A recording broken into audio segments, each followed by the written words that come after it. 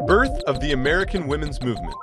One of the first and most prominent feminists was Elizabeth Cady Stanton. Born in 1815, Stanton spent a great deal of time as a child hanging around her father's office reading his law books. Stanton's reading allowed her to see the many legal restrictions the law placed on women.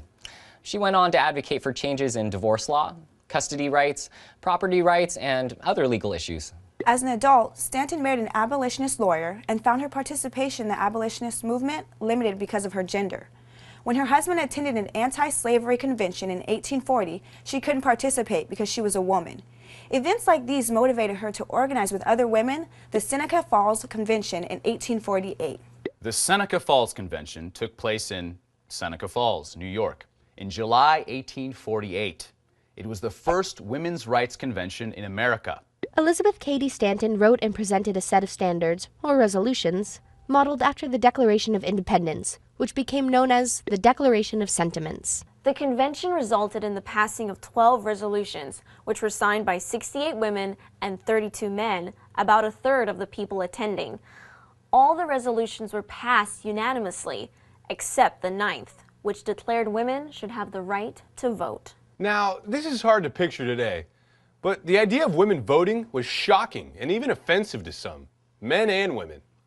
Even one of the leaders of the women's rights movement, Lucretia Mott, was against the measure.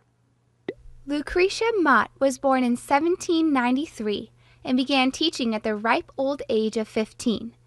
In 1821, she turned her attention towards her faith and began serving as a Quaker minister. Mott then became involved in the abolitionist movement and used her home as a refuge for runaway slaves. So why was Mott against the resolution calling for the right to vote? She thought the issue would distract from more important women's rights issues, such as equal educational and employment opportunities. Also, Quakers felt politics was part of the secular world and disconnected from their spiritual values. Many Quakers didn't even vote, so women's suffrage wasn't a burning issue for Mott and the largely Quaker audience. In fact, some in attendance were so against suffrage that they resigned from the movement altogether. In spite of the controversy, the convention was a notable step in the women's movement's ability to organize. A few years after the Seneca Falls Convention, Elizabeth Stanton started what would become a lifelong partnership with fellow reformer Susan B. Anthony. Susan B. Anthony championed several causes throughout her life, including temperance, the banning of alcohol, and the abolishment of slavery. From 1851 to 1861, she served as an agent of the American Anti-Slavery Society, trying to unite the causes of women and blacks. Following the Civil War, the 14th and 15th Amendments effectively granted African Americans, but not women, the right to vote. Anthony and Stanton felt betrayed by the abolitionist movement.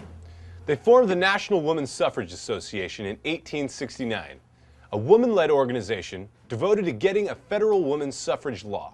The two started a newspaper, planned strategy, and started several organizations during their lives. They had different visions for the women's movement, though. Stanton had a broader idea of what areas they should tackle, such as marriage and divorce laws, while Anthony was mainly focused on gaining the right to vote.